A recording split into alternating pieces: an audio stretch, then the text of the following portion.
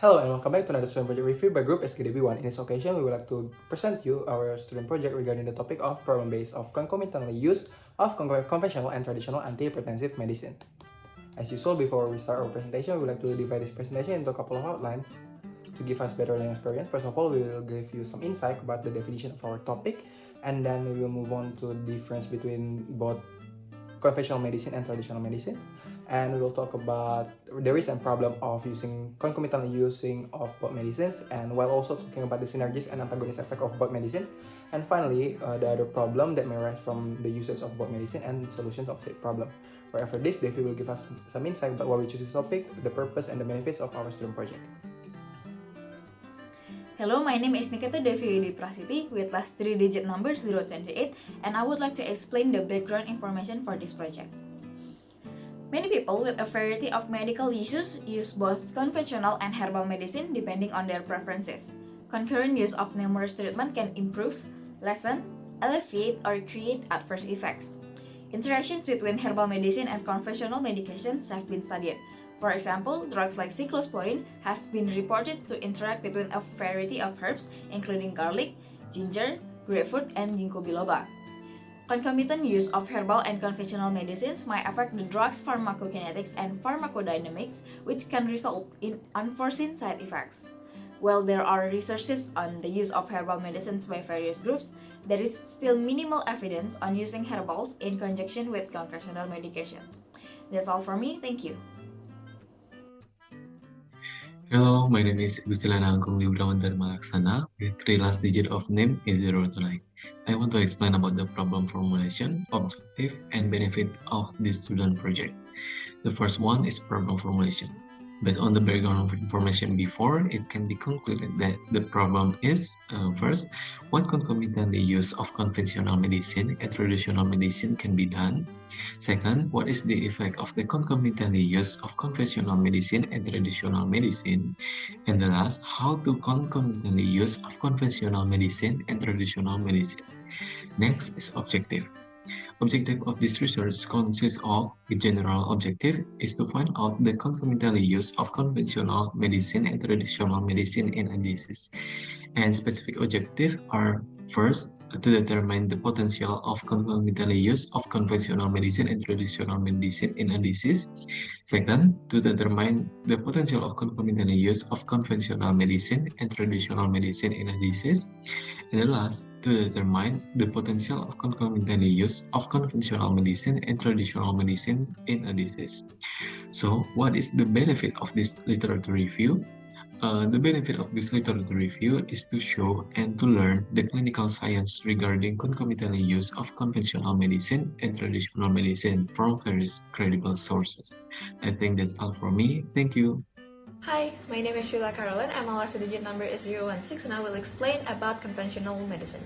Conventional medicine or modern medicine is a system of medicine in which doctors and other health professionals treat a patient's illness with drugs or medicinal ingredients commonly prescribed by doctors. There is precise information on using it in conventional medicine and its effectiveness in overcoming complaints or curing diseases. This type of drug has gone through a series of research and also development. The form of the drug also varies. It can be in the form of tablets, capsules, powder, or syrup. There are also conventional drugs in the form of patent and generic drugs. Both contain active drug ingredients whose chemical structure is already known. That's all from me, thank you. My name is Adjani Sayidina Pakpahan with last 3 digit of student number 031. I would like to explain briefly about traditional medicines. So, traditional medicine is the sum of all knowledge, skills, and practices based on theories, beliefs, and experience originating from various regions and cultures. Traditional medicines are used to maintain health, such as prevention, diagnosis, improvement, or treatment of physical and mental illness. Traditional medicine health practices may differ from one country to another and from one region to another. Increase availability of services as extra contact points improve access to primary care and health outcomes by integrating proven traditional practices with national health system. That's all for my explanation. Thank you. Hello, my name is Khadra and Kamila with last 3 digits number 009. I would like to explain about the differences between conventional and traditional medicine and a little bit further about the conventional medicine.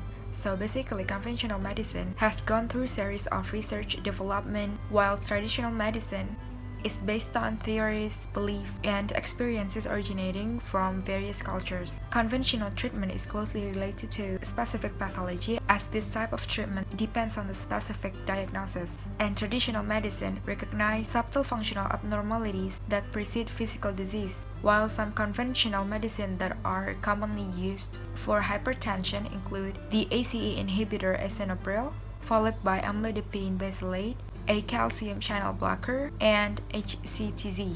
For the traditional one, it will be continued by my friends. That's all from me, thank you. First, let me introduce myself. My name is Danissa Dita with last digit number 005, and today I will continue Karin's explanation. So, about 70 to 80% of hypertension patients use traditional herbal medicine as their treatment method. This is because they believe herbal medicine have low incidence of side effects, but in reality, traditional herbal medicine still have benefit and risk in it. Now we will discuss some of the example. First, Chinese herbal medicine. Chinese herbal medicine does show potential effectiveness to treat hypertension patients and also can prevent patient hypertension into more severe hypertension with complication. But on the other hand, there are still adverse effects that reported from Chinese herbal medicine such as dizziness, cold, dry stool, diarrhea, and etc. There are also Rosella flower tea that also has proven to have ability to reduce blood viscosity and increase urine production to reduce blood volume. Studies in Padang also proven that this is true, that Rosella have this efficacy to treat hypertension patients. But on the other hand, simultaneous use of herbal medicine with hypertension pharmacological treatment can cause unexpected side effects. So that's all from me. Thank you.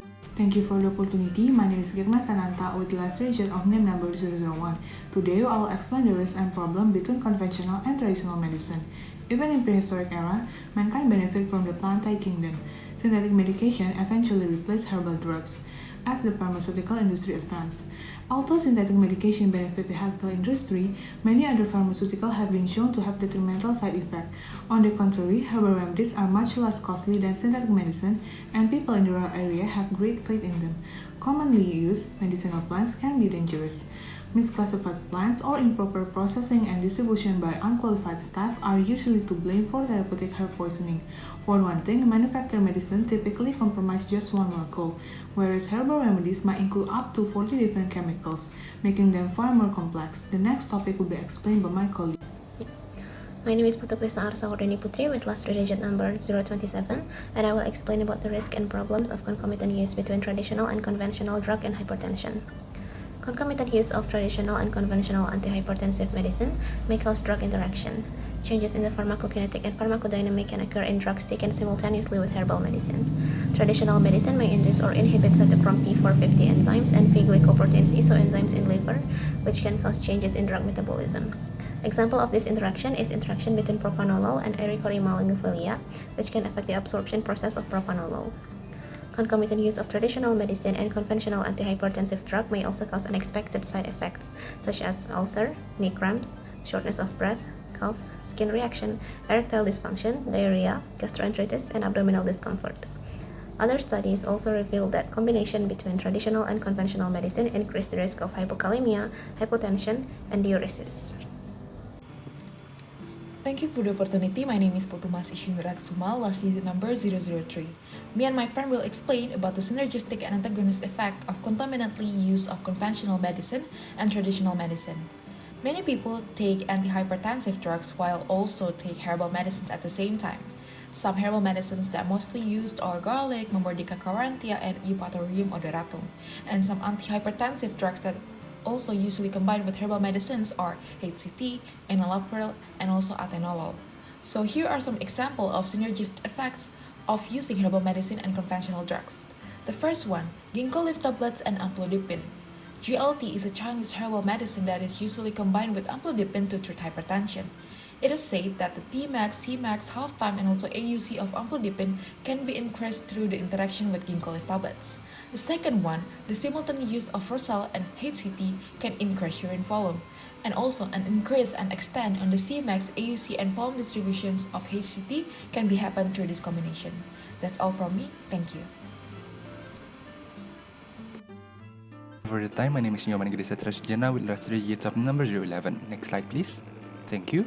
Traditional medicine may contain mixtures that may decrease the efficacy or cause failure to achieve a therapeutic effect. For examples, 1. Glycyrrhiza glabryl.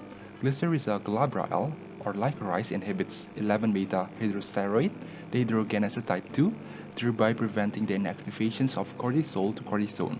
This causes mineralocorticoid effects, including sodium and water retentions, or causing hypertensions. So the second one is caffeine. There are some herbs that contain caffeine, namely cocoa, coffee, tea, guarana, cola, etc. Caffeine is antagonist of endogenous adenosine, and as a result, it causes vasoconstrictions, which raises blood pressure.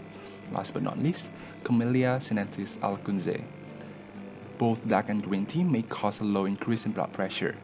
Acute caffeine intake raises blood pressure, but some tolerance to this effect might develop with regular consumptions. I think that's all from me. Thank you. Hello, my name is Putu with 3 last digit number R033. I will explaining about further problem and solution of concomitantly use of conventional medicine and traditional medicine. The use of conventional and traditional medicine for hypertension sufferers cannot be separated from the inhibiting factors, such as, first, lack of public knowledge. Parents who know knowledge from their ancestors cause information about knowledge of traditional medicine to be not well documented. In addition, the younger generation's disinterest in traditional medicine also facilitates the passage of information from parents. Second, public trust. Research by Adjani et al. Found that many participants in their study were not taking conventional medication and concurrently fear the combination of the two would lower their blood pressure to dangerous levels. Then the last one is the lack of adequate health system. Research by Pereira et al. Found that this was caused by transportation costs, lack of assistance, inadequate public transportation, and lack of emergency transportation service. Thank you, Bintang. My name is Gede Saputra with last digit number of NIM 018, and I would like to talk to you guys about the solution of some of these problems. Throughout the year, public acceptance of conventional and traditional medicine has steadily improved. The correct mindset that we need to implant is that natural cannot be equated with safe. But natural doesn't always count as not safe. The government needs to set and strengthen regulatory policies and laws on safety, monitoring, and promoting conventional and traditional drugs, while providers of medicines such as pharmacists, doctors, and nurses are the front leaders in educating the public on safe problem. Training and understanding on how conventional and traditional medicine affect a patient's body has to be done in order to achieve education for both parties, either providers of medicines or the public. The solution and future planning of the concomitant use of conventional and traditional medicine must rely on the methods that have already proved to be safe and effective with trials and research, or as we called it, evidence-based medicine. As long as traditional medicines are used alongside conventional medicines according to evidence-based medicines, most medical care can find it acceptable. So thank you for the opportunity. First of all, let me introduce myself. My name is Marvella and my last 3-digit number is 007. Today I'm going to give conclusion and suggestion regarding this student project.